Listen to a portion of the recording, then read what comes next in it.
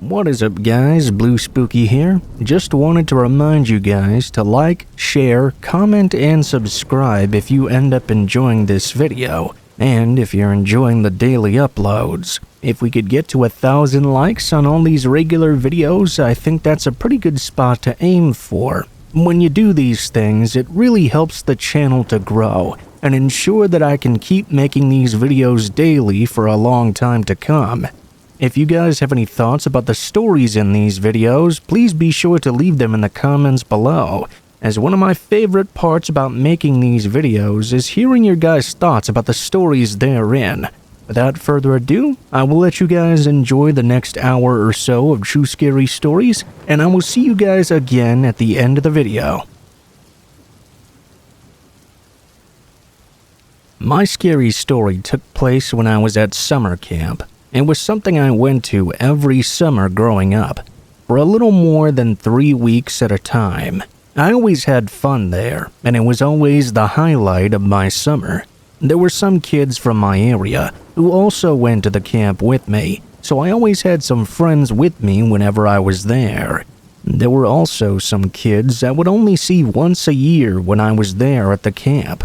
I had been going so many times, though, that I knew most of these regulars very well. One year, in my early teens, a new camper showed up. He was someone I had never seen before, and he was someone I wished I'd never met either. The kid was huge, and he was a real jerk. He got off on being a really horrible bully. His name was Rex. Literally, it was the only person in my entire life I had ever met named Rex. I don't know why, but Rex took to me pretty badly in particular. I wasn't really ever bullied in my neighborhood or in school, so Rex was really the first bully I had ever come across in my life. He just loved making fun of me for some reason. For the most part, it wasn't that bad. This was summer camp after all, so more often than not, I was surrounded by a bunch of other guys my age who were very good friends with me, and often camp counselors as well. I didn't come across Rex too often. I was also very fortunate that he stayed in a different cabin than I did, so I was safe most of the time. But bullies are often the kind of pricks who pick their times when they want to pick on their victims, and Rex was definitely no different. I remember this was during a time that we were all hanging out in the river by camp swimming. All of the cabins were together at the time, both the boys and the girls. I didn't see it coming, but at one point suddenly something grabbed me from behind and pushed me down, holding me under the water. I don't know how many of you have actually breathed water into your lungs before, but it's a really painful situation. I had no advance warning that Rex was behind me when he grabbed me and did this.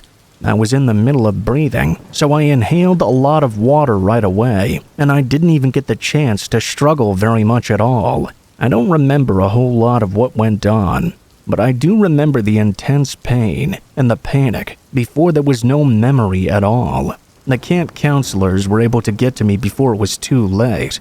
I mean, I guess that's sort of obvious since I am telling you this story, but apparently they had to perform CPR on me for a while. They revived me, but I have no memory of that at all. My first memory after is of me waking up in the hospital and my mom explaining what happened. This happened a very long time ago, so my memory about everything that occurred is not super clear. For that, I apologize. I do know that after that I never saw Rex again. I don't know what the consequences were for him, but I can imagine they were probably pretty severe.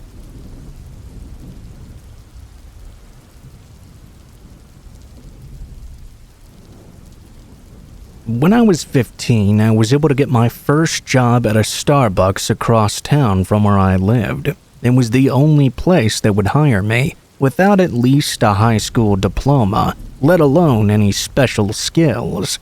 I jumped at the chance as soon as they said I had the job. I had limited hours, of course, because I was still a minor, but still, at least I was making money, and I had an excuse to stay out of my home as well. My family life was really depressing, so I would have avoided going home either way until I had to, job or not. I worked the front counter and the drive-through window, which was pretty alright. I was on the debate team in high school, so even at that young age, I was pretty good at convincing people to try out the new drinks. I was also able to make friends with some of my new coworkers easily, since a lot of them were kids only a little older than I was.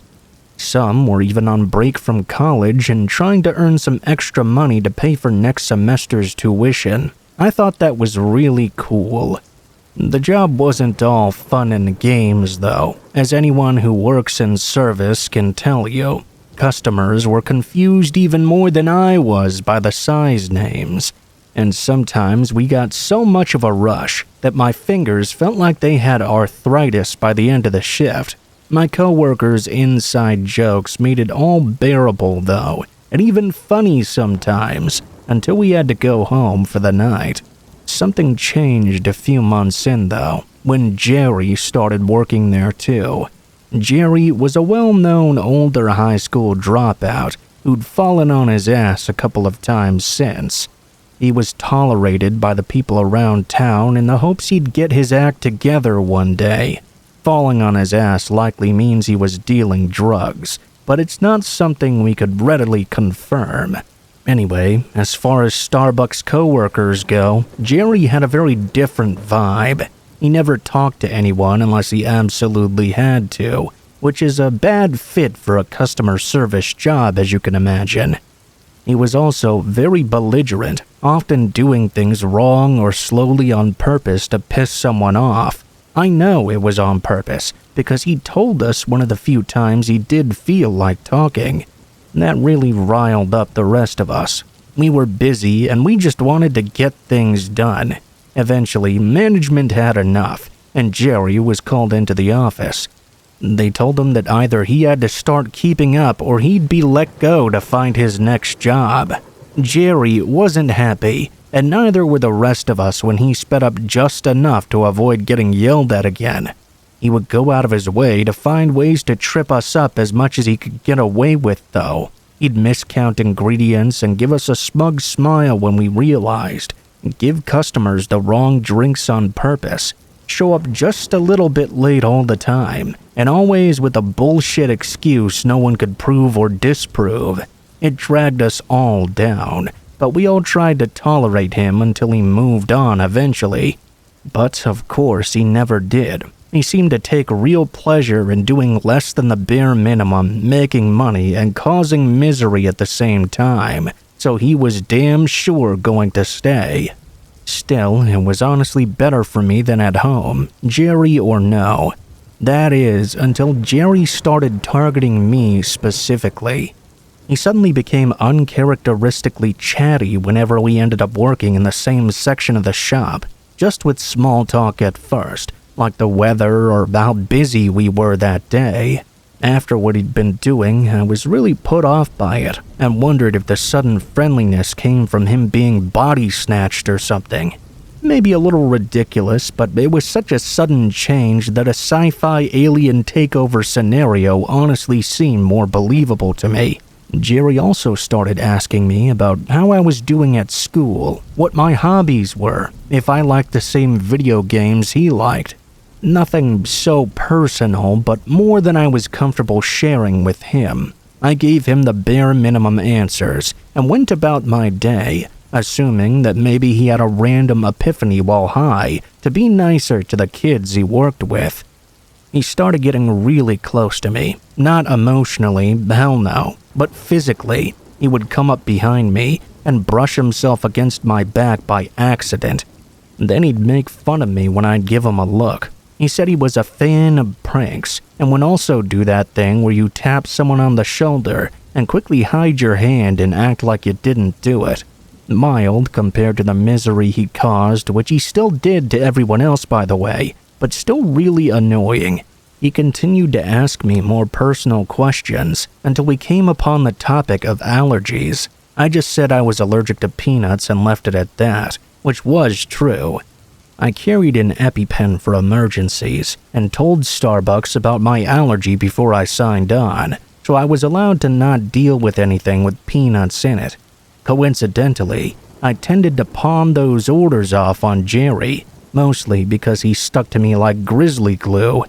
Jerry didn't believe me about my life-threatening allergy, though. He said there was the smell of peanut butter around all the time, and I didn't need to go to the hospital then. I told him that my form of the allergy was only really severe if I ate anything compared to peanuts. It just irritated my nose a little when I smelled it, which I took allergy meds for. He called bullshit and stuck to his own opinion. I just shrugged and thought to myself, whatever, let him believe what he believes.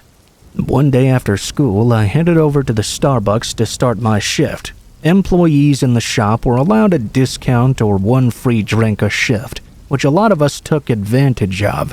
I was honestly a huge coffee drinker in my teens, so the arrangement worked well for me. I'd make a simple latte and sip on it whenever I had a minute to myself, or take one with me on my walk home.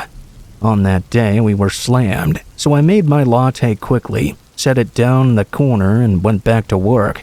I'd almost forgotten about it until later, until Jerry reminded me not to forget about it. I thanked him and said goodbye to my coworkers, who were more actually my friends now, and started to walk home. I took a sip as I walked out the doors and heard Jerry snickering at something. I kept walking and drinking when suddenly my throat started flaring up. It was a sick and familiar feeling. I was obviously having a reaction. I instantly felt like I wasn't getting enough air, and my throat felt hot, itchy, and was closing fast. I was beginning to get dizzy. I reached for the area where I usually kept my EpiPen, only to find it wasn't there. This is where I panicked.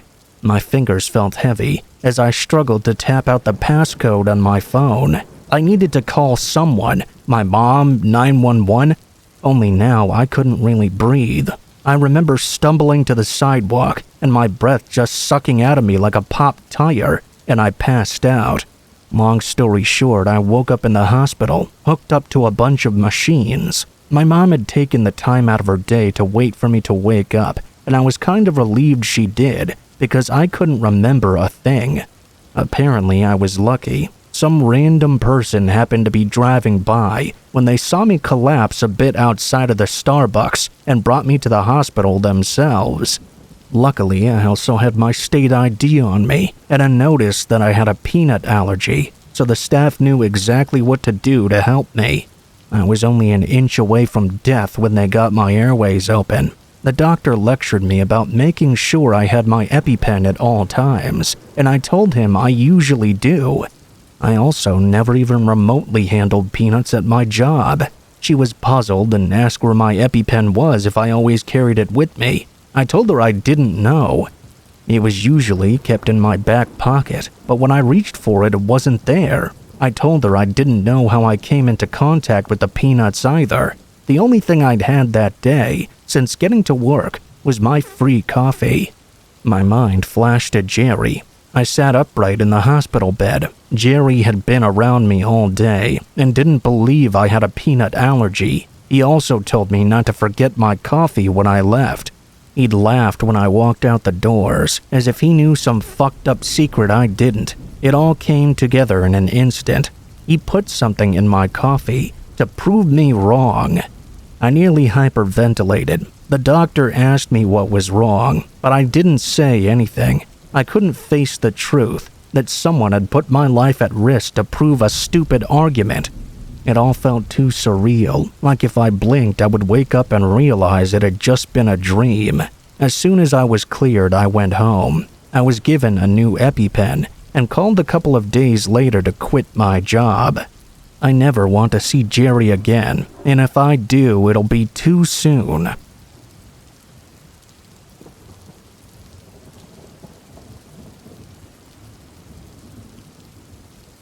Back when I was 23, I was a single mom living in Melbourne, Australia. One morning, I dropped my eldest off at school in the morning and was walking with my youngest in the pram. As I was walking, I saw a man stood smoking across the road. He looked like a complete bogan. He had no top on, gold chains, and bad teeth. And when he saw me, he started walking across the road to cut me off on the pavement. I thought to myself, oh God, here we go. I crossed over, but he followed me again. My instincts were going haywire when suddenly he ran up behind me and started saying, I love your baby. Let me hold him. Let me hold him. I said I was nearly home, and my partner would not be happy about him hassling me like this. He got all angry, saying he'd bash my partner and then bash me. I'd never felt my body prepare me so much for a fight or flight situation before. I was still on a steep hill, and I knew I couldn't let go of the pram to fight him off. There seemed to be nobody about at that time in the morning either, so no one to help me if he did try to attack me. As I got home, I rushed through the door, and by some miracle I managed to shut it before he could force his way in behind me. I hid my son upstairs in his cot and began frantically ringing the police. I saw the man climb over my back fence and begin looking through my patio doors right at me, fogging up the window with his manic smile. His teeth were really bad, honestly disgusting. I just remember the sight of them the most. The police response was brilliant though, as they arrived within just 15 minutes.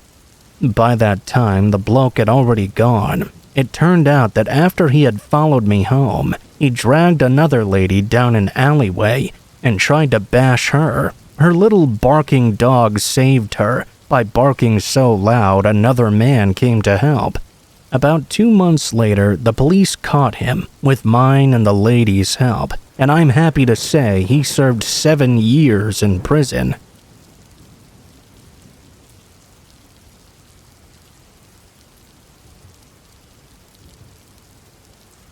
We live in the country, around 5 miles from the nearest town, but on a somewhat busy road.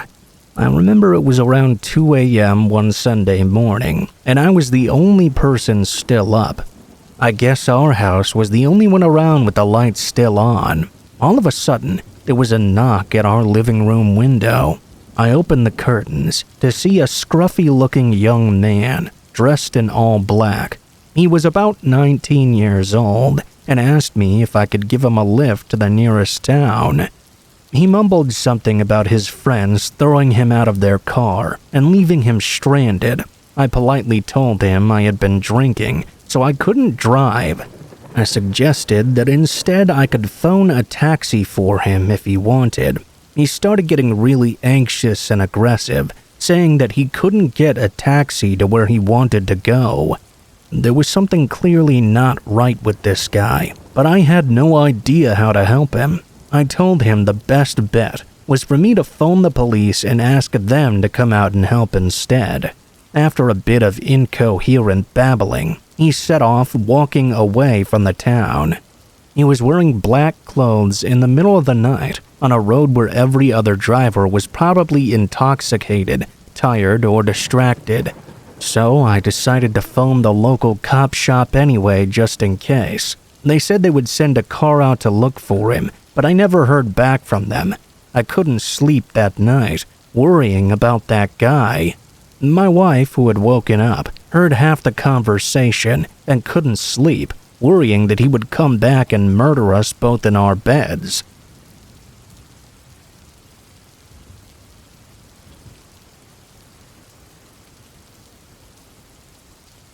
Myself and 2 friends, all from the Netherlands, went to Australia for a couple of months back in 2008. We rented a camper and drove up the entire East Coast. I remember one night, while we were in the middle of nowhere, we stopped at a petrol station. It was a station that kind of appeared out of nowhere, with nothing but fields around as far as the eye could see. We stopped for fuel, food, and hopefully a toilet. A freshen up break if they had a restroom as well. When we were walking into the station, everyone in there was what I think you might describe as being a hillbilly. They all just sort of stopped and looked at us as we went about our business. When I got to the till, the cashier was super non-social. He said they had a restroom and gave us the keys to it.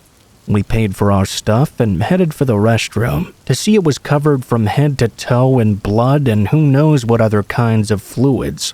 We said no way, left and jumped in our camper and started to get the heck out of there. As we were pulling out though, 4 to 5 pickup-style trucks all pulled in and half blocked us in. Luckily, we managed to find a gap in between 2 of them and just about slipped out. We sped out of there, but the headlights in our rearview mirror seemed to last forever as they continued to follow us. It was a very scary experience, even once we were out of there. It was really in the middle of nowhere, so streetlights weren't a thing at all. We didn't stop to sleep that night. We drove all the way until they stopped following us and kept driving until the morning as well. We then only crashed out once we were in the next city along the coast and could find a safe place to lay down.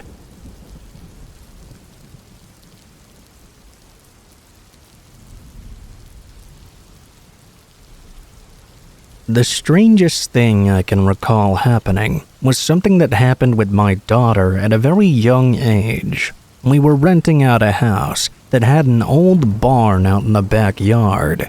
We had told our kids to stay out of the barn, but you know how children can be. When they want to get in and figure something out, they will do it. When you tell them not to do it, it will make them want to do it even more. So it wasn't a big surprise to us that our kids began getting into the barn.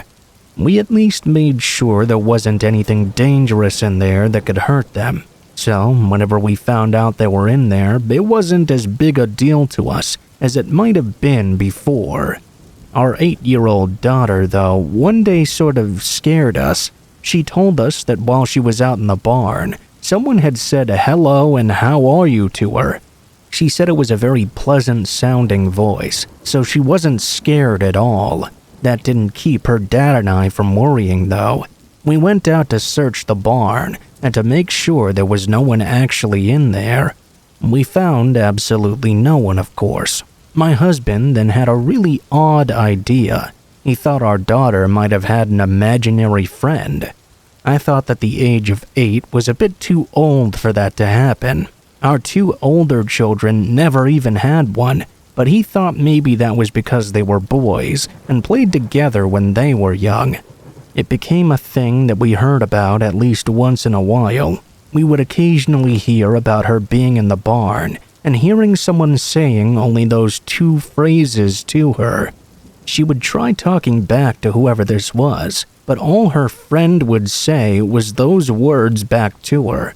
I admit I found the situation very odd and thought it showed a lack of imagination that my girl had with her imaginary friend.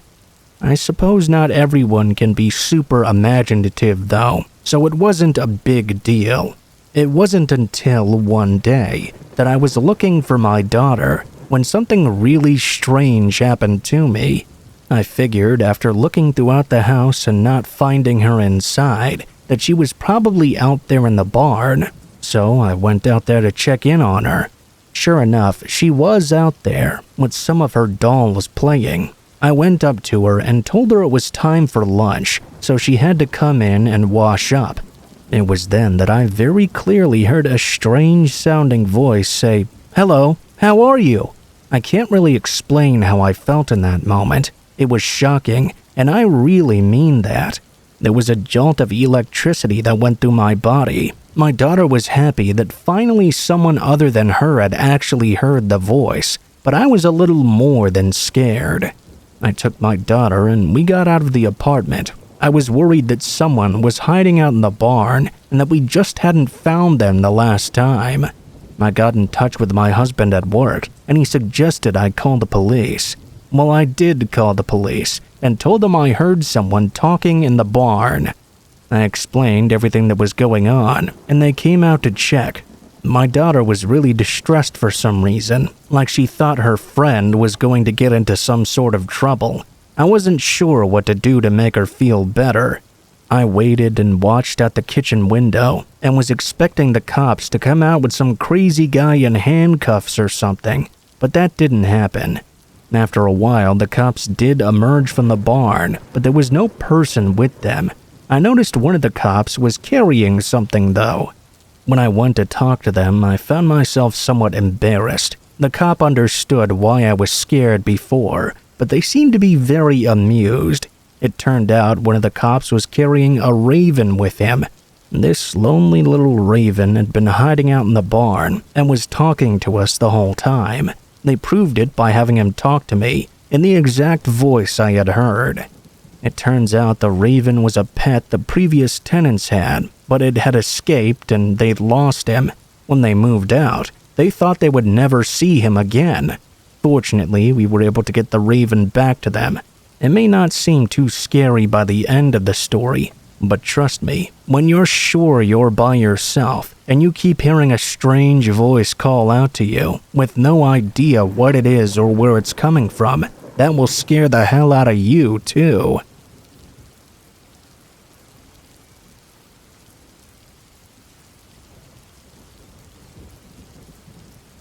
I used to go and spend time at my friend's house often when I was growing up. We both met in high school and were friends from a very young age. However, whereas I lived in town, he lived in a completely rural area.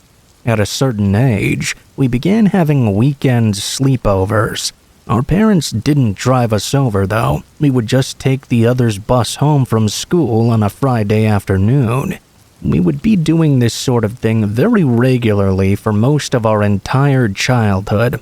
My buddy, Carl, and I used to explore the countryside that surrounded the house he grew up in. By the time we were in our teens, we were very familiar with it, and actually quite bored with it too. We had been out hiking in that area so many times, there weren't any areas that we didn't know by heart. When we were 14 years old, however, I had a new experience. One of our mutual friends who was 15 was driving his dad's old pickup ever since his dad got a new vehicle.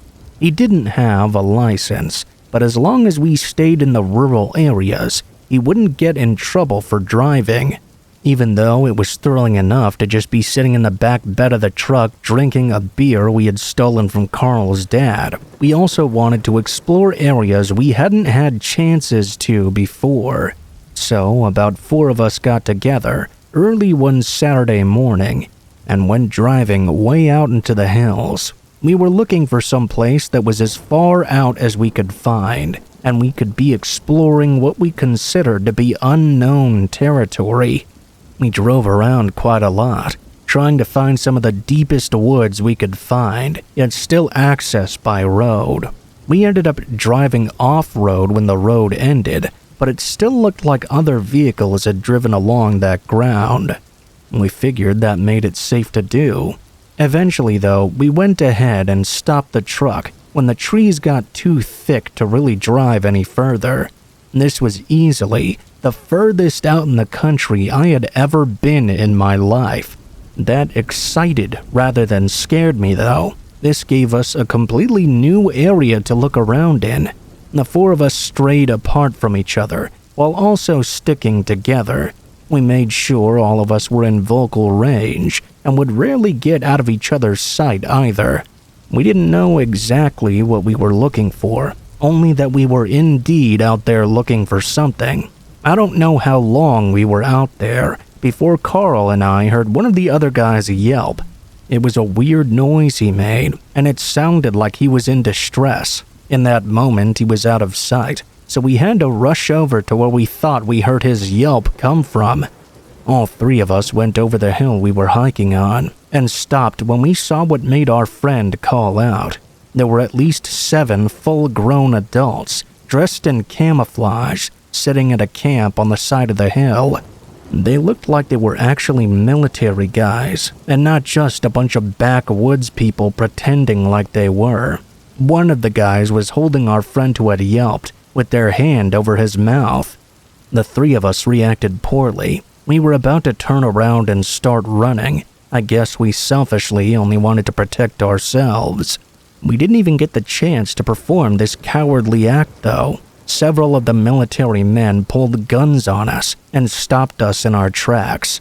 They ordered us over to their camp, and the three of us were scared to death we were all going to be shot. I didn't know what to do, but I was terrified. I was just going to do whatever these soldiers told me to do, in hopes I wasn't going to get shot and killed.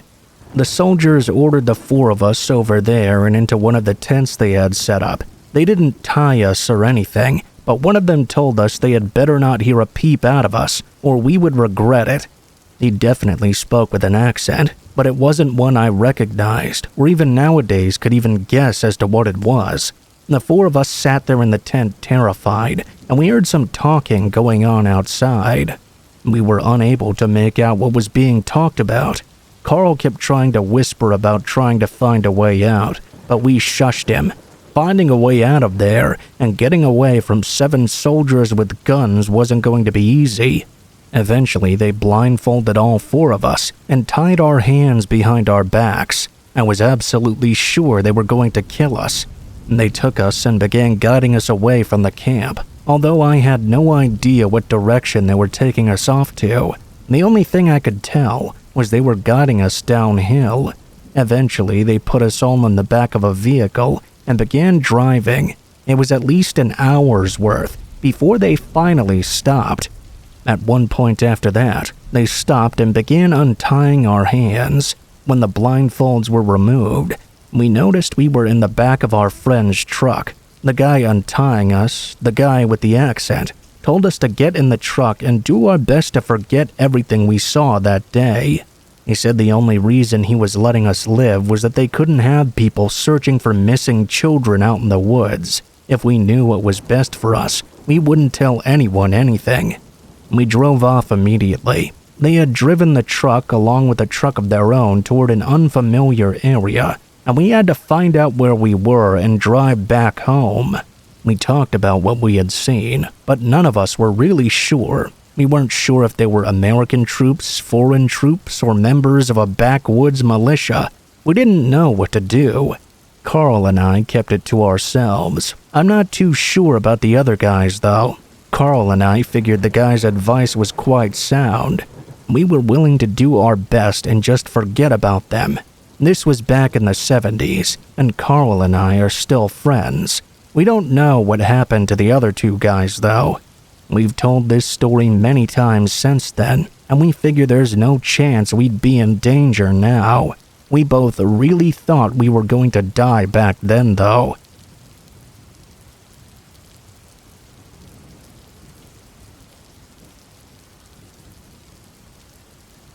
I heard this story from a good friend of mine. He isn't the type to make up stuff. Way too serious of a guy, to be honest. Anyway, my friend works in forests.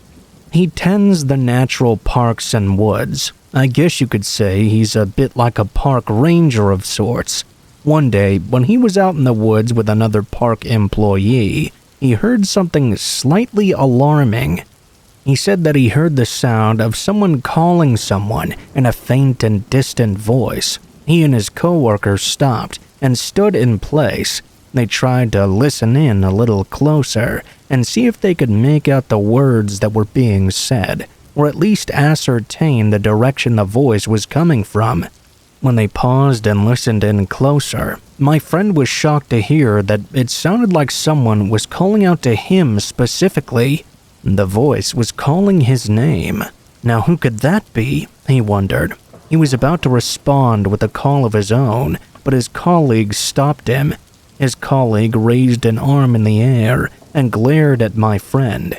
He raised a finger to his mouth to indicate the universal "be quiet" gesture. His colleague then spoke. That's what they call the caller. Most of the time, it's a phenomenon where you hear sounds and noises that sound like voices out here in the forest.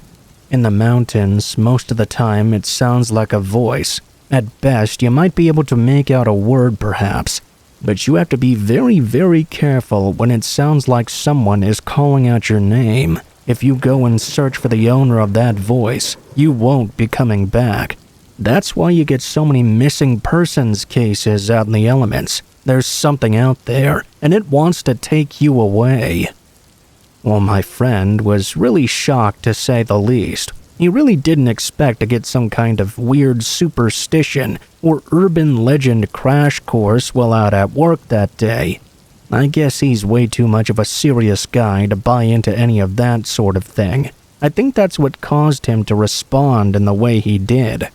"Well, where does it want to take me away then? I don't know, why don't you reply if you're that interested, or if you want to find out?" Needless to say, my friend did not reply to the voice or try to find the owner. The two of them ignored the voice as it continued to call out my friend's name. I think that day, my friend opened his mind a little more to the unknown. It's a creepy world out there sometimes.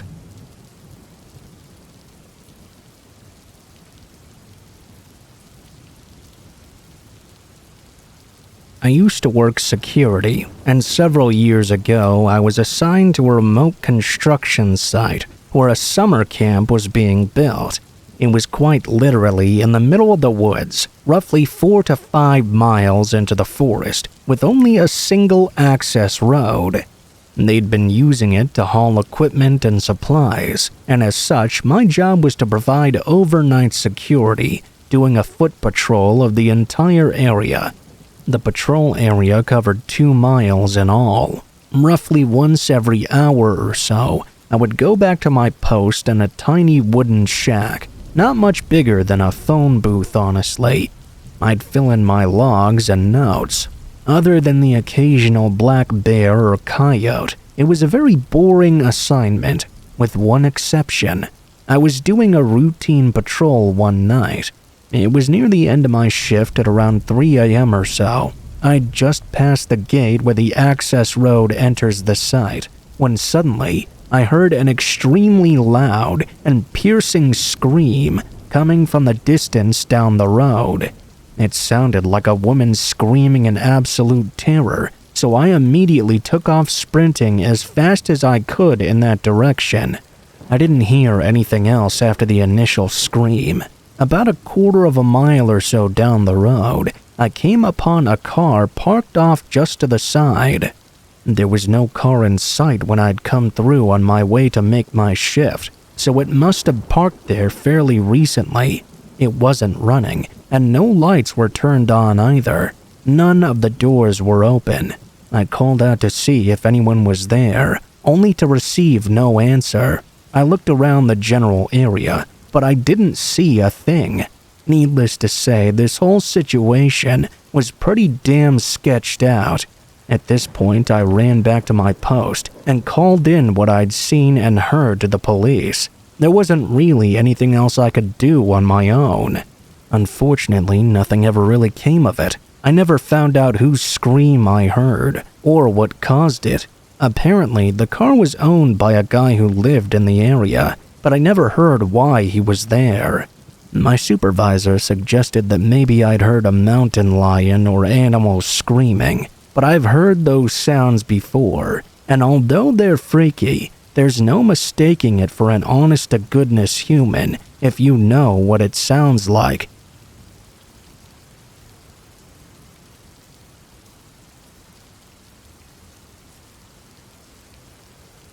This happened to a friend of mine whilst he was attending some sort of mountain climbing club, I guess. He and some friends in the club were set up to meet at a campsite before taking off on a local mountain hike. One of the members of his team was running a bit late though, so he waited at the campsite for him to show. They were eating into their hiking time slowly though. His friend wasn't a bad climber at all. He was familiar with that particular mountain range too, so naturally the team were growing a little concerned by his extended lateness. They started to worry if maybe something had happened to him.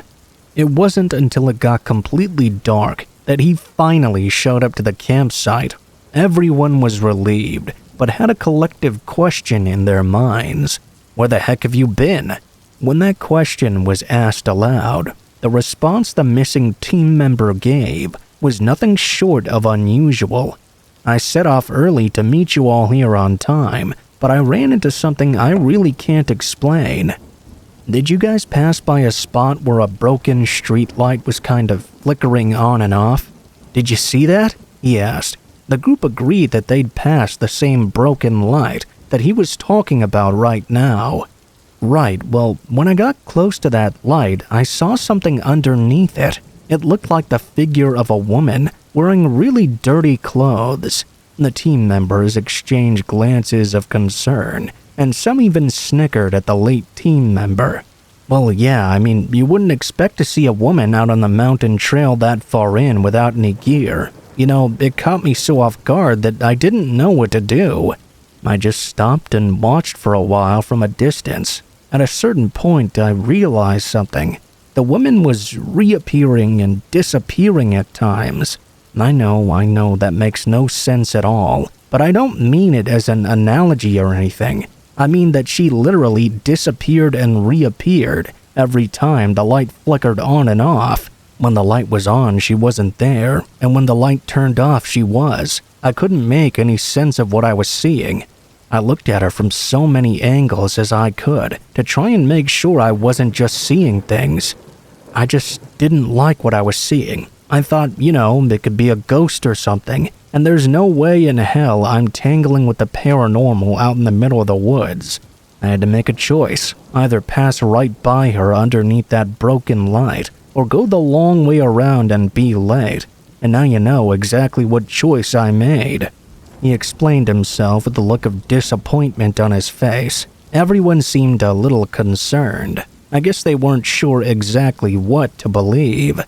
The way my friend tells this story makes it sound like after a little while they dismissed what he saw and continued on with their night. Some of his friends made fun of him for using the paranormal as an excuse for being late.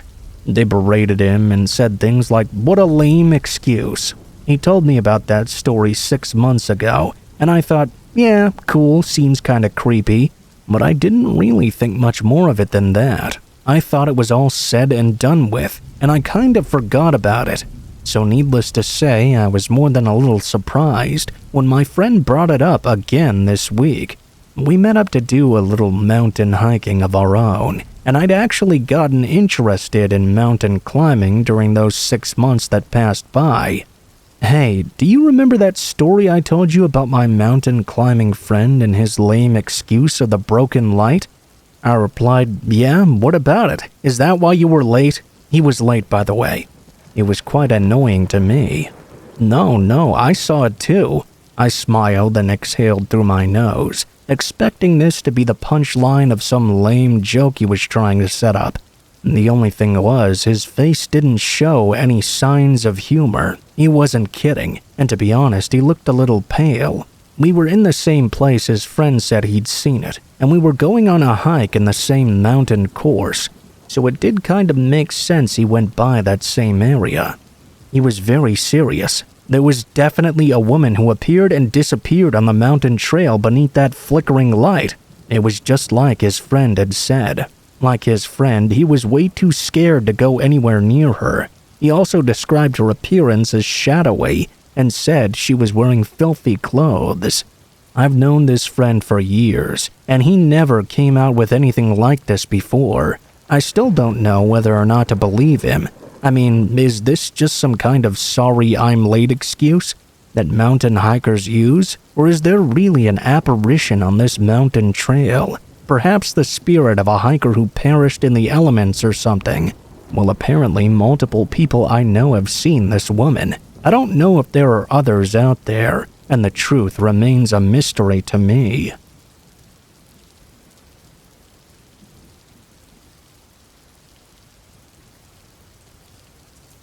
I was in the mountains of North Carolina for several days. It was beautiful and peaceful, hiking with my brother, sister, and their friend Caleb.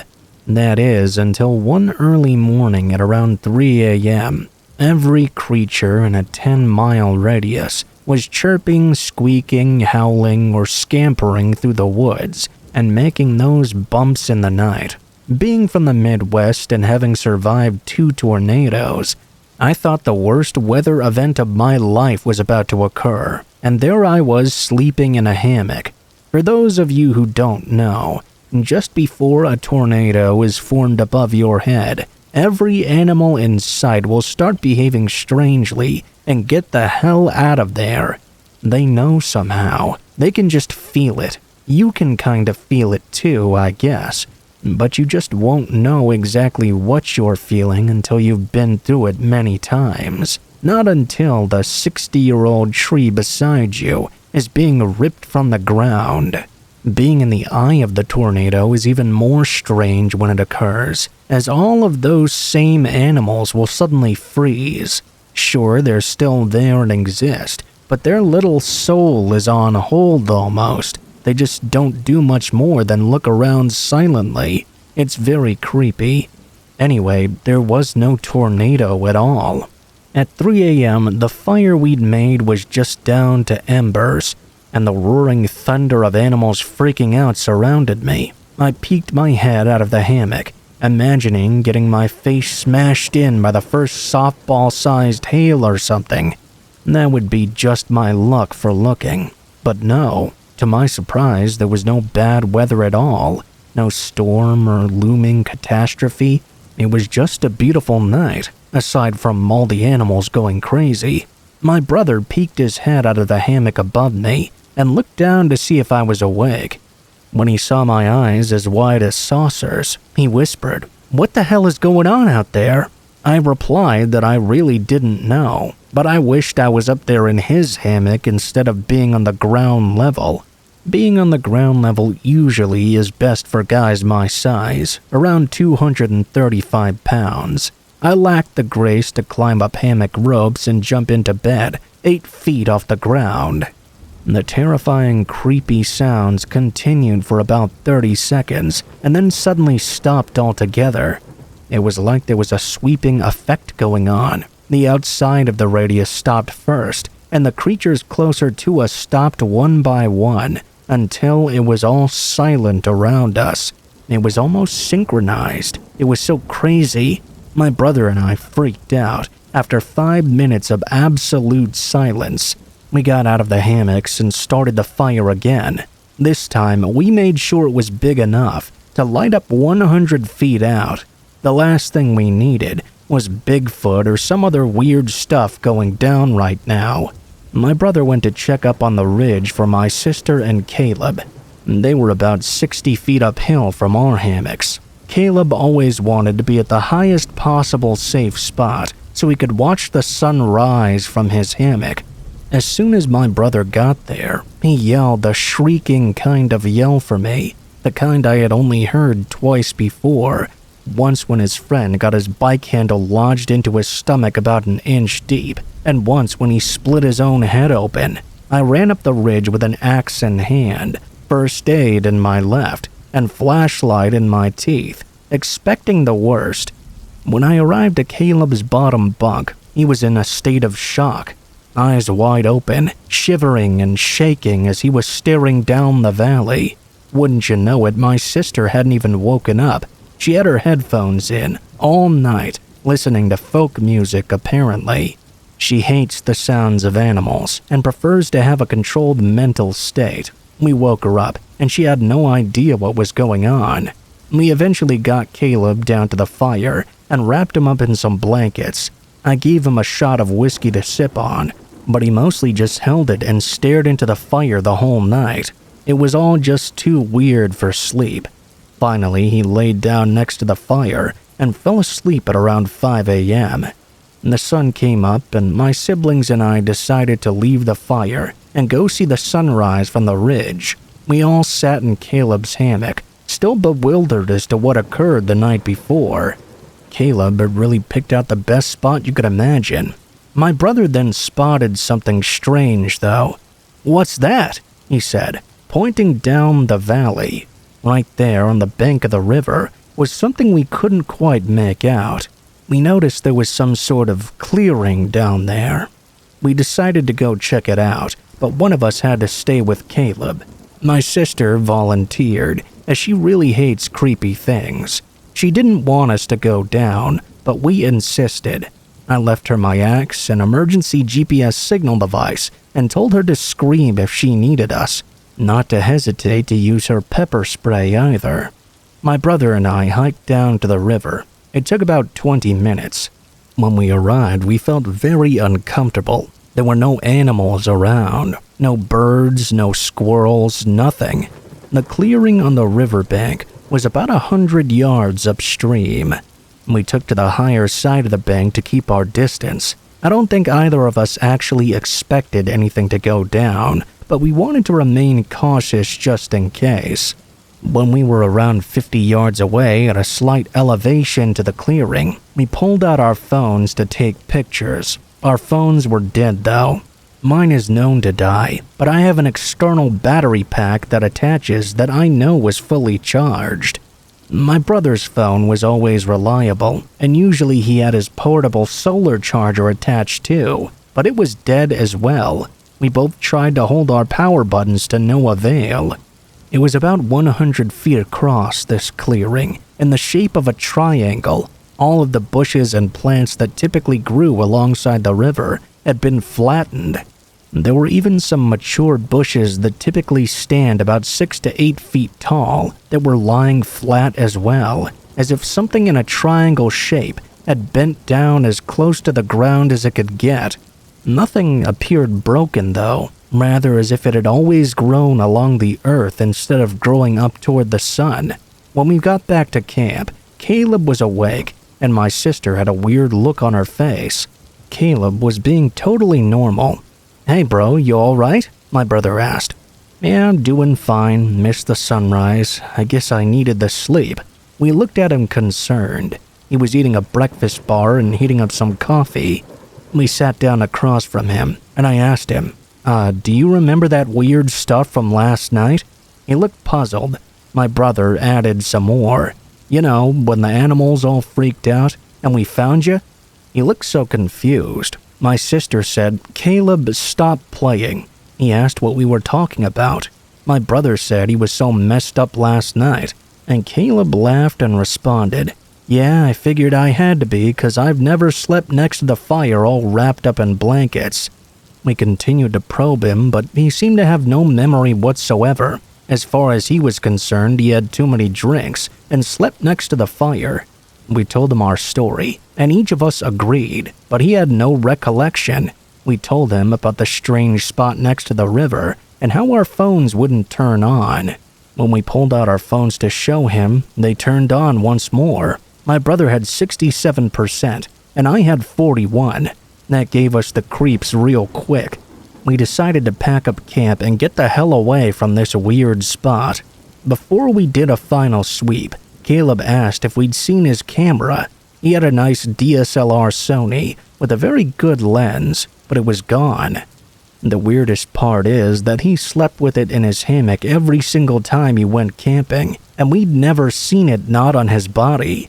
He even specifically remembered taking it to bed and tucking it into his bag, putting the lens in its special sleeve. It's like a ritual for him. We searched around the ridge, all around the fire, and in between the two spots, but it was nowhere to be found. Caleb even went down the ridge a bit toward the river, just in case it had fallen out and rolled down the hill. It was nowhere to be seen. We had to leave, and my siblings and I agreed to pitch in and buy him a new one if he would just get out of there. About 3 miles and an hour later, my brother turned to me on the trail and said, "Do you think he tried to take a picture of something he wasn't supposed to see?" The creepiest feeling swept over me, and I replied, "Let's just forget about how messed up this all was and get the hell away from here." He nodded in agreement. It's been a few years now, and we haven't heard or seen from Caleb in at least 8 months. No one has.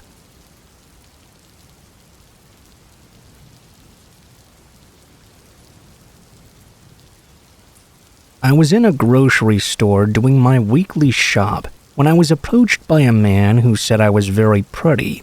He asked for my number. No intros, no asking me how I was doing, just getting straight into it. I politely declined him and said I was not interested. He became very persistent though, so I ended up telling him to instead give me his number.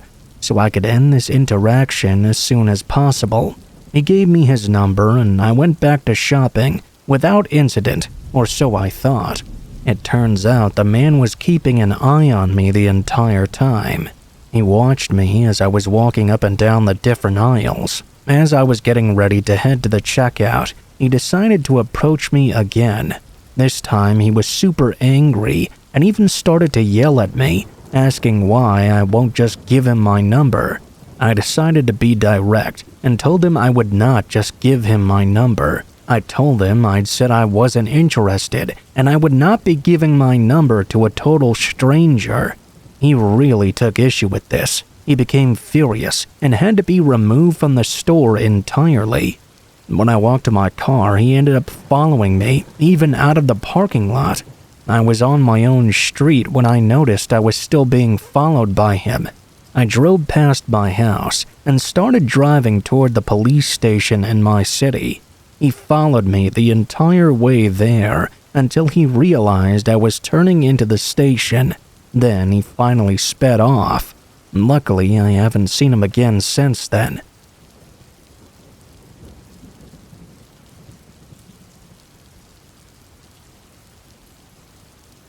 I remember I was walking home from work at around 11 p.m. or so. I walked home every night for years to the exact same place, and I never had a single issue. I never listened to my music too loud just in case though.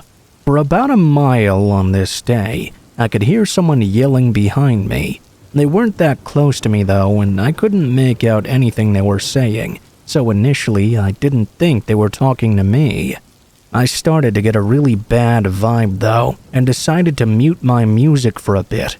I heard the voice getting closer and closer, but still couldn't make anything out. That was until I heard a really distinct, "I just really don't like people." I turned around and suddenly saw this skinny man just sprinting at me full force from behind. I remember his arms were flailing behind him uncontrollably. I quickly made to cross the street to see if he would follow behind me.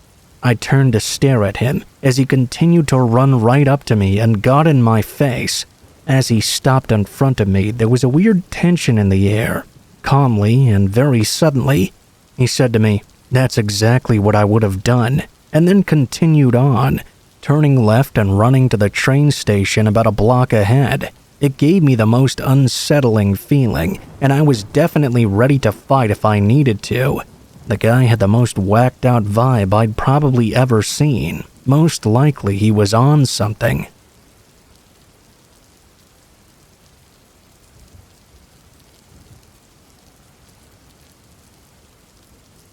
I was playing at the end of the trailer park when a guy pulled up in a convertible. He said he knew my mom and held up a Polaroid across the front seat, saying it was her. I saw the lady in the picture didn't have the right hair color, so I said, "That's not my mom." He simply said, "Sure it is," and then told me to get into his car. I said no and started backing away, and he got very frustrated. He insisted I should come closer so I could take a look at the picture better and be sure that it wasn't her. I said no and that I was actually going to get lunch with my mom right now. He gave a fake smile and left, so I turned around. My neighbor was walking up with an odd expression and her purse. I found out a few years later that the same man had been abducting and touching kids in the city for about 3 years by that time. I was only an arm's grab away from being another one of his victims.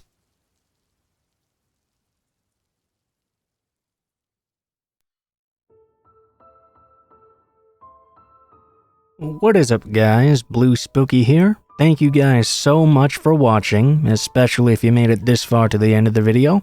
If you liked the video, please be sure to like, share, comment, and subscribe if you feel so inclined. If you have any feedback for me as well, be sure to leave that in comments below the video. If you guys have a story you'd like to send in, or if you'd like to contact me for any reasons, there will be links to my social media in the description below the video, including my Facebook, Gmail, and Twitter accounts. go ahead and send me a message on any of those, and I'll try to get to you as soon as possible.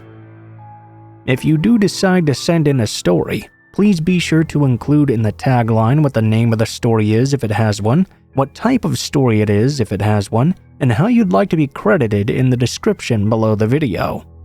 Please make sure to include as much detail as you feel comfortable with and try to use as much proper grammar as possible to make sure you have the highest chance of appearing in a future video.